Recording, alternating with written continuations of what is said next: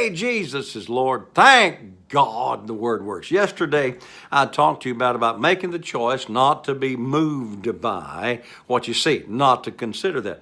Let me read verse 17 of 2 Corinthians 4, which is right above that. For our light affliction, which is but for a moment. What you're going through is going to change anyway. For our light affliction, which is but for a moment. What he's saying is, that thing that you're going through is only for a moment if you don't look at it and stop and stay there.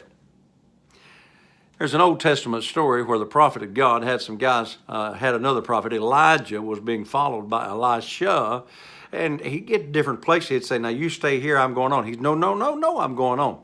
In other words, he wouldn't stay anywhere where he had not arrived at where he was going. Don't stay in your negative situation by saying, oh my God, what am I going to do? I prayed about this and it should have already taken place and it hadn't. Oh Jesus, don't you care? Yes, he cares and he's already provided for you, but you're going to speak to the mountain.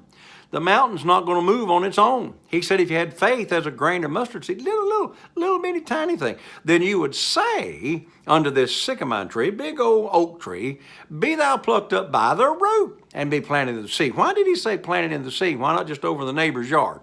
Well, if it's planted into the sea, which is hundreds of feet deep, you're never going to see it again. So you need to talk to your mountains. You need to talk to the trees that's trying to grow up in your life. Don't let them stay around there.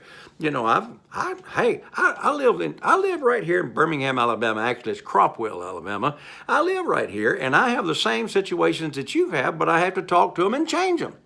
And sometimes things don't go exactly the way I want them, but I go out there and I say, no, you're not going to do that. I change that by the words of my mouth. I'm not moved by what I see. I'm not going to let my body ache. I'm not going to let my money go down the tube. I'm not going to let these other bad things. I'm not moved by that. I choose to believe that I'm a blessed man because God said, blessed is the man that doesn't walk in the counsel of the ungodly, nor sits and stands in the way of the sinner, but his delight is in the law of God, or his delight is in the word of God. Psalm 23.